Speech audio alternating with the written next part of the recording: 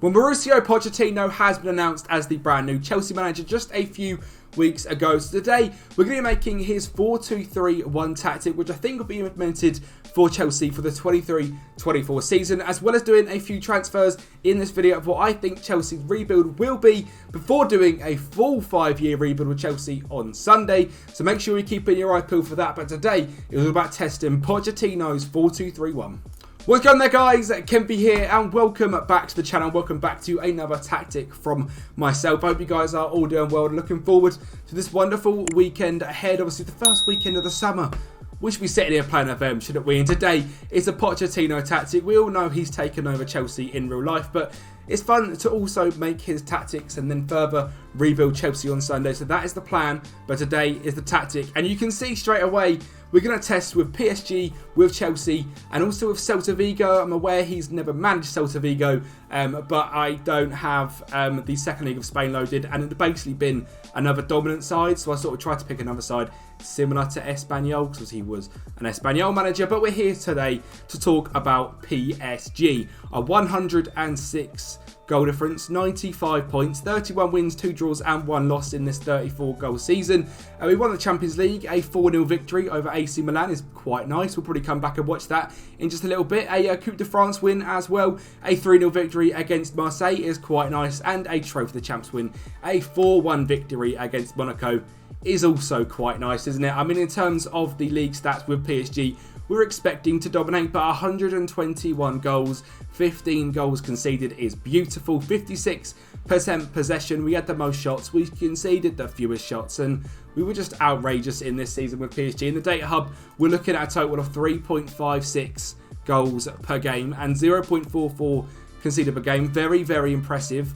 And we saw at the bottom there, the top goal scorer in Ligue 1 was Mauro Icardi with 37 goals. Now, Mbappe only played 22 games, getting 21 goals because he was injured for a long old time. He broke his leg, I think, damaged his cruciate ligaments for 6 months, and we still won 31 out of 34 games. And Icardi stepped up to the plate, and fair play to Mauro Icardi. But he's not the striker we're looking for, but he's done a good enough job. Carlos Soler with 25 goals and 8 assists. Milan Skriniar with 25 goals from the back was a signing made from the board. I've said it's the board can do transfers. Neymar with 15 goals and 28 assists. 10 and 7 from Wijnaldum. 9 goals from Marquinhos. 8 goals from Kempi. 7 and 3 from Tamar Lamar. 7 and 11 from Fabian. Pulisic coming on loan. 6 and 5. Ward-Prowse, 6 goals and 20 games here for PSG. Politano with 7 goals, 13 assists from Verratti, 14 from Hakimi.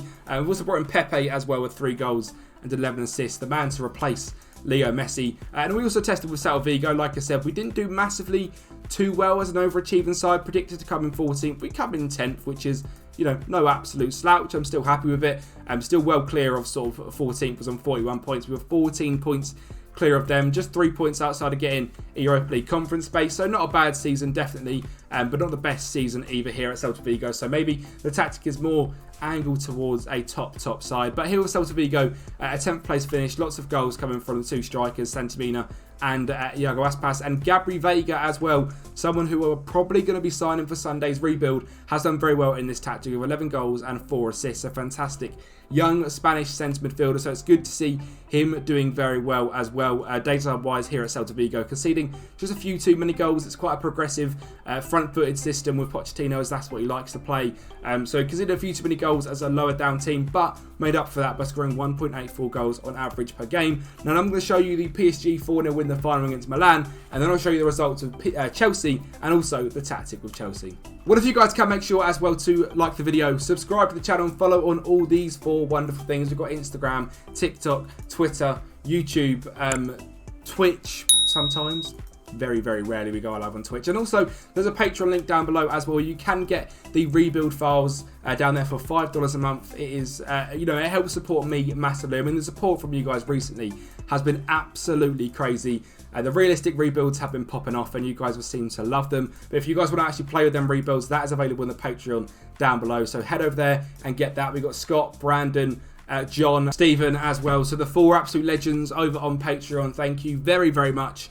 You're literally making my dreams come true. So thank you. You're legends. I love you all. anyone else who wants to do it and get them rebuild files, you are absolute goats. There is more tiers as well, just a simple support tier, or if you want me to put a tactic for you as well, that's sort of a £10 tier, and any further support from there is just mental. So thank you very, very much. I did say we're going to show you this game 4-0 against Milan in the final. It's going to be starting off with building up from the back, front of Fabian in centre mid. You can see we've got a very front-footed front three of Mbappe, Neymar and Pepe. In the hole, we've got Tamar Lamar playing in the cam role, Fabian and Ward-Prowse in midfield, Stanisic and Hakimi as the two fullbacks with Kimpembe and Marquinhos.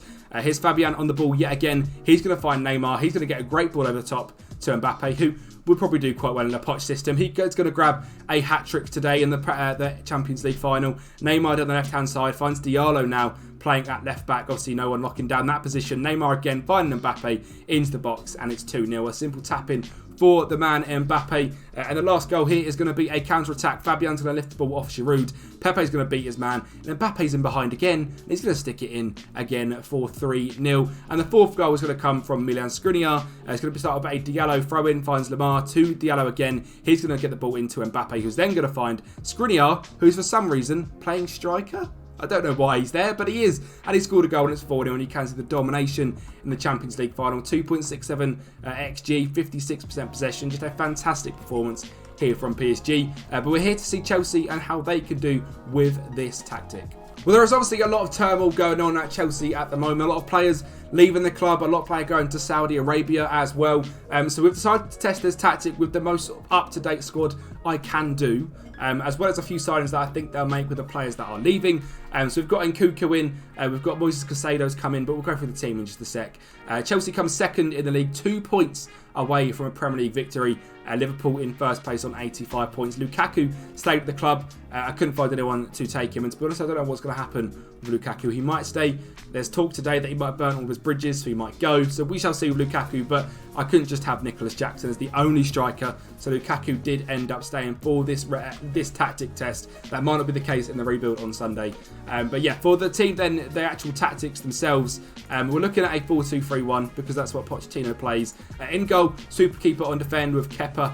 No further instructions. A right wing back on attack, stay wider and tackle harder. A left wing back on support, slightly staggered because Reece James is better, and he used it for Kieran Trippier as well, with stay wider and tackle harder. That was, I guess, the Ben Davies role at Spurs. The 6 centre backs, you've got Thiago Silva and Wesley Fofana, both ball playing defenders, and the 2 in front is Enzo Fernandez and Moises Caicedo. The right centre mid is on deep line playmaker and defend. The left centre mid is a box to box, dribble more, run wide of the ball and get further forward. The right winger, inverted winger on support, sit narrower, tackle harder. The left winger is an inside forward on attack, the Heung-min Son role, sit narrower and tackle harder. And then Nkunku, a shadow striker on attack. And this is what he used with Dele Alli. Got one roam for position and tackle harder. And I think if they're using Nkunku in that role, he'll be fantastic in real life. So we'll see about him. And we have got an advanced forward up front as well, but with roam from position and tackle harder, which should allow him to drop in like Kane did, find some positions, then also burst behind the back of the line and score as many goals as possible. It's a positive mentality, shorter passing, pass into space, play out of defence, low crosses, run defence, be more expressive, overlap right and slightly higher tempo. In transition, it's taking short kicks, distributing quickly, countering and counter pressing, and out of position is a high press, triggering the press much more often, preventing short goal distribution as well. And it's done very well as well with Chelsea. Data hub wise, looking at 2.55 goals per game, conceding just 0.84. And in terms of the team overview stats, 97 goals scored.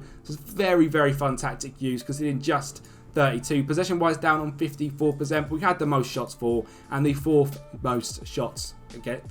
fewest shots against as well. So very good tactic, has done very, very well in both tests. But like I said, we are doing this so we can rebuild Chelsea on Sunday with Pochettino and with some signings as well, keeping it as realistic as possible. I mean, the signings they've already looked to make in real life are pretty crazy. I mean, we've brought in, if I actually go to the correct screen, it might help, Nicholas Jackson, Christopher Nkunku, Moises Caicedo, and that is it we brought in. We obviously sold everyone else, Ziyech, Mount, Kante, Kovacic, Bamiyang, Havertz, Koulibaly, Mendy, all gone. So there's a lot more transfers that could have happened, but that's going to be for the rebuild. That's going to be great fun as well. So come back on Sunday for that one, for a realistic Chelsea rebuild. Thank you for watching. Like the video, subscribe to the channel, and I'll speak to you next time.